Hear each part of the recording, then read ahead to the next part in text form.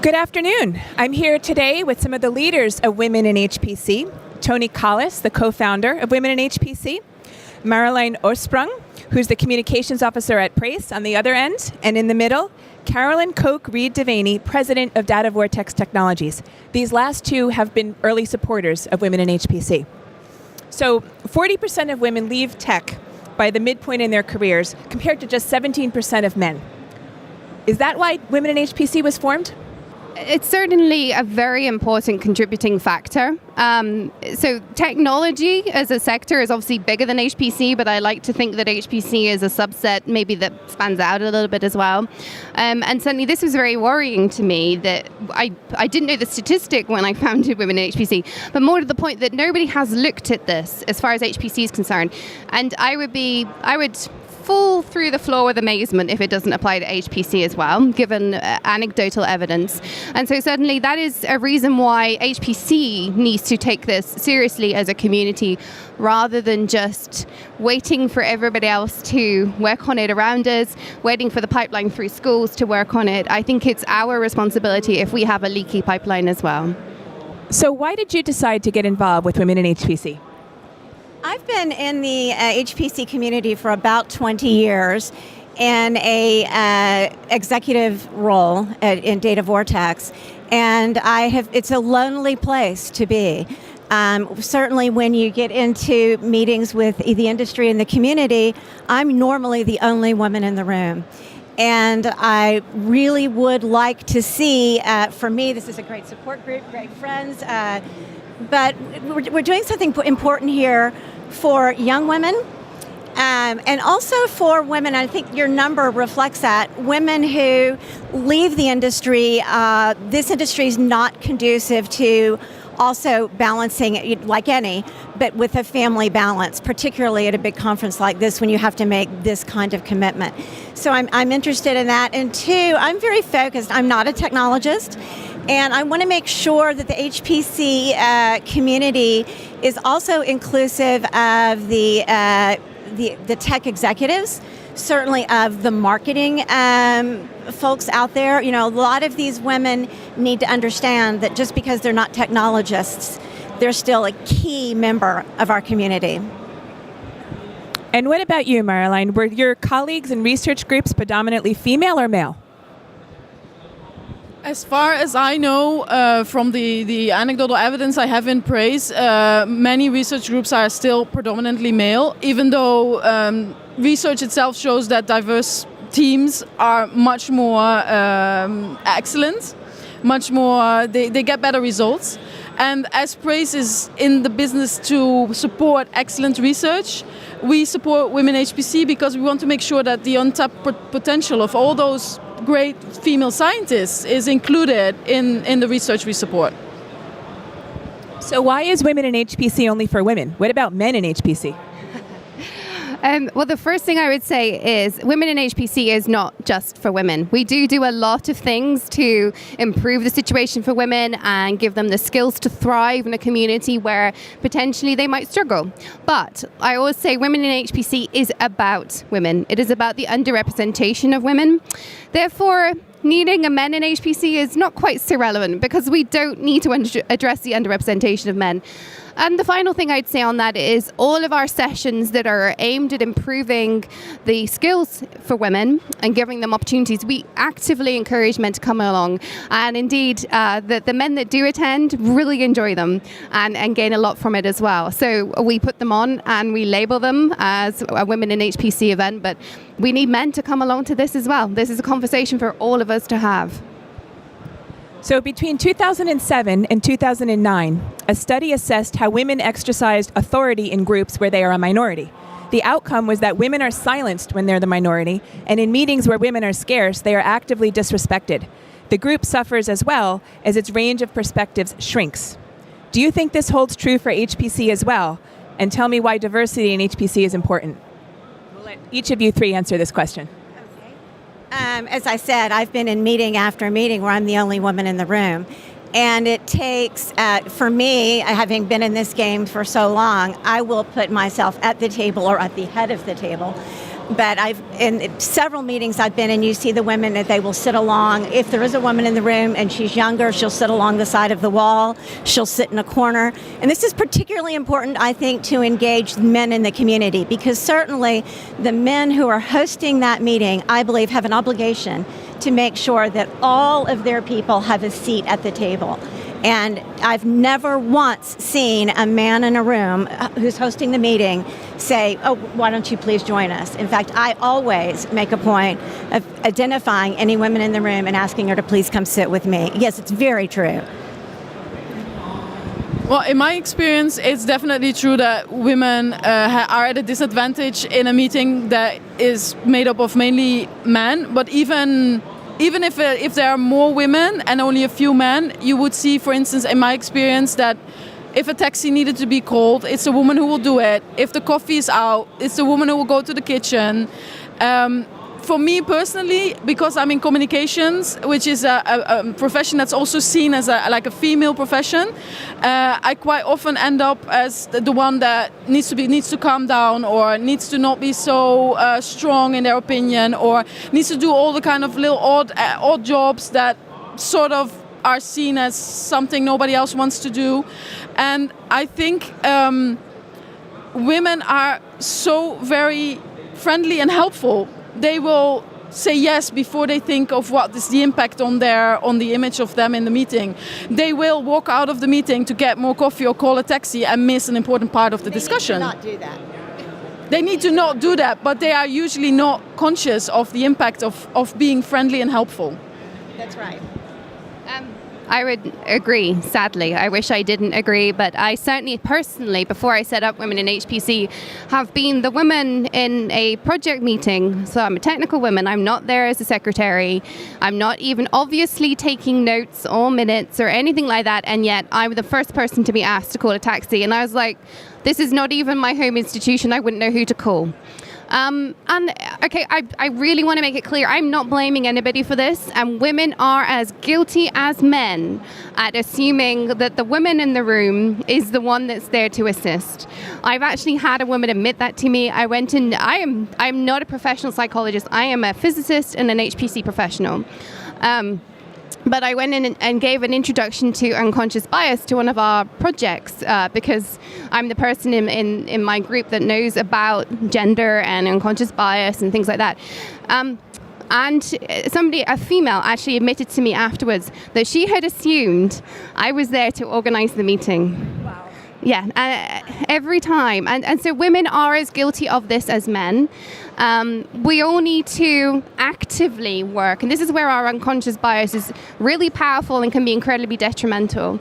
We need to actively overcome our innate assumptions about the people in the room. We need to, if we hear somebody speak, we need to hear them as a person, and we need to make sure that they're listened to even if nobody else is listening to them. And we all need to do that together. That's really, really important. So HPC is no more than 17% women, and that is the very upper range. Supercomputing, 13%, but that also includes the exhibit floor, where, as you know, you have a lot of non-technical women in marketing. More niche technical areas are typically less than 5%. So given all of that, there's a lot of road to travel to get to where we want to be. What do you think Women in HPC has accomplished so far? I think we have accomplished quite a lot, because to me it all starts with awareness. I think we've made a lot of women in HPC who have considered themselves to be maybe not a woman in HPC, maybe part of a team, who have been taking a kind of backseat role. We've made them aware of their value, and more and more people are coming forward, and more people are taking the place they deserve to take because they're excellent at what they're doing. They just need to promote themselves a bit more sometimes. So I think in that sense we've come a long way. We've done a lot. I see this in every event we do with Women HPC, whether at ICSC or other events. I see new faces, more people. Of course, I see also the people who continue to support us, but I see new faces, so that's good. So there's more people being drawn in. I see more men coming in. And I see discussions on this sprouting up at dinner tables, conference dinners. You know, the other day I had a dinner with my colleagues, and we had a discussion about these issues. And you know, I got a bit wound up because I wasn't happy with some of the things that were being said. But as long as it gets on the table, we can change the minds of people. It's slow working, but it's happening. The wheels are turning. And I'd like to put a plug in for Toni and for the actually the whole Women in HPC Advisory Board, in that we take our role very serious as being ambassadors in the community. So Women in HPC isn't something that we just get together and talk about at a conference or on occasion. It's something that we're out in the community pushing all the time. And I, like I said, working under Toni's vision, I think has really made this a strong organization. And it just, in my brief tenure, I think it's been about 3 years, I've seen tremendous growth. Just to add a couple of final points to that, I think Marjolein and Carolyn hit the nail on the head there, really. But when I started this, I started talking about women in HPC as an idea almost exactly 4 years ago. We launched in April 2014, so we're a little bit more than 3 years old now. And the thing that was said to me when I started out by several people was, if you're still doing this in 10 years, you failed. And I was like, actually, you know what? This is going to take a long time. You know, we need to look at the entire pipeline. I listen to stories from my mother's generation, and I think, gosh, we've come a long way. But we still have not fixed the situation. We're in this for the long haul. We really are. But this is not something you can fix quickly. What we have done is we have put this on the table. The major conferences around the world are now actively looking at diversity for the first time. And that has happened. I'm not saying that we did that, but the agenda is now part of what HPC considers to be important. And that's essential. We are not going to have an immediate impact on demographics, but what we are now doing is getting people to count for the first time ever. We really struggled initially to get people to count. If you don't count, you don't have a baseline, you don't know what your picture is. And crucially, you don't know whether you're improving the situation, because one of the dangers we have is that we make changes and actually they're detrimental rather than proactively improving the situation. So women in technology in the US account for about 25% of all people in technology. In Europe, only 18%. And the proportion of women who are involved in technology in Europe has not changed in 12 years. So what would you like to see women in HPC undertake in order to change that statistic? I would like us to undertake many things. I have many ideas, but I have to keep in mind that we have a certain capacity and we should not overdo ourselves. But I think a lot has to do with, I already mentioned awareness, but I think training has a lot to do with it as well. I think the women who are in technology, we should find out the reasons why they drop out and address those. I mean, if it turns out that women are dropping out of technology because they don't have work-life balance, we should address this. If they're dropping out because they feel they are relegated to the odd jobs of a project and they don't get to pursue their passion, we should help them how to change that, to stand up for themselves or get training in the direction of the passion they want to follow. I think what women in HPC can do there, because of course we can't offer that ourselves, but what we can do is what we are already doing. We talk to the high-level people and we point them at the things where there's still gaps in the facilities that organizations offer, in the training, in the potential unconscious gender bias that is in job vacancies, in training programs, in etc. We keep talking to them, we keep going on the barricades, as I used to do for the international trade unions. You keep going on the barricades and keep telling them there are ways to change it and it will be for the better. I have a comment that, of course, it relates to the United States, but I think an important part of this is equal pay. Women have to be appropriately compensated, both within industry, within the grant funding programs, And certainly, I'm passionate about the fact that women entrepreneurs need to be funded. There's a problem there because you actually don't see that many women venture capitalists. So I think looking at this from a financial viewpoint, it needs to be as lucrative for women as it is for men. So I completely agree with Marjolein's point that this is about educating people. It's about making sure that everybody knows the benefits of improving diversity. I think if we can do that, we are going to massively improve the situation. The other thing I think is really, really important for HPC to figure out, and urgently, is the research side of it. Are we the same as technology and the broader STEM subjects? The broader STEM subjects have been looking at this question for a lot longer than we have. We are very late jumping on the bandwagon. And at the moment, HPC is still relatively small, but we are expanding so fast. HPC as a concept, parallel programming tools, methods, ideas are now permeating everything we do. Your phone, after all, can use parallel programming technologies in some respects. So we are now reaching the point where what we do in our niche little area is actually expanding very rapidly. So we need to figure out urgently where our women are, where they aren't, if they're leaving, why are they leaving? And at the moment, nobody's looking at that in detail. We have some small projects in Women in HPC looking at this, but we need to expand that, and we need to start taking this as seriously as the more traditional subjects do. So tomorrow, Women in HPC will be running a workshop on diversifying the HPC community between 9 a.m. and 1 p.m. What do you see as the benefit to having a workshop devoted to women? What I think is good about having this workshop is that it focuses on a topic that is probably either not addressed in more general workshops or, the small point at any other business of the agenda. I think if you are working on to change the world, you have to focus. And you have to do this workshop really specifically so that people really give this subject the attention it deserves. This is for me the added value of doing workshops and other events that are specifically focused on women HPC and specifically focused on the issues we just discussed in this panel. This is for me why we should do this workshop, why everybody should come there, and why we should keep doing that. I think the workshop, too, provides a safe space for women to express their concerns and share their stories. I have young women all the time reaching out to me. In fact, at the Women in HPC luncheon yesterday, I had a young woman approach me, being as senior as I am, and say, how am I supposed to dress? What am I supposed to look like? I'm trying to move up in my career. So there's some really fundamental questions, and I think that this workshop environment provides a safe, open place to ask those questions, to really be valued, and to build the kind of confidence that I think the young women need. I see them as being the real future.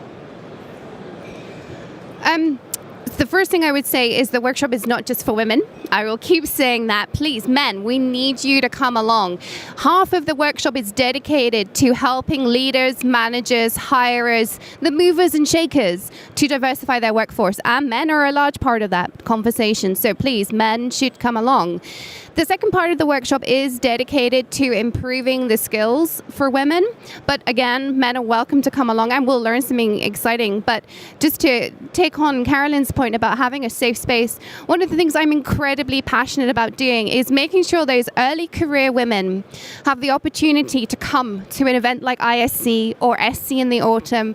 One of these amazing conferences that when I first came, it changed my life, right? I was blown away by what I learned. And I think giving women the opportunity to present at our workshop sometimes is that little bit of an extra help to get them here, to give them an excuse to say, I belong in this community. The one reason I keep doing this was a story, the very first workshop I ever gave. I emailed women all around the world and I said, please send this out to your early career women working in HPC. It doesn't matter what you do. If you use HPC, you belong at my workshop. And this lady came, she presented her poster, she went to the rest of the conference, the rest of the main conference. And a year later, she emailed me and said, I'm coming back because I realize I belong in this community and I would never have come to this conference if I hadn't been invited to the Women in HPC workshop. So that's why I do this, because I think that's the way to change the world. Great. So my name is Lara, and I'm co-founder of XandMcMahon. My partner, Kim McMahon, is actually the strategy and marketing lead for Women in HPC. She's on the board, and the two of us have really enjoyed helping women in HPC spread their message and grow. So thank you very much to Marjolein, Carolyn, and Toni, and thank you all for listening.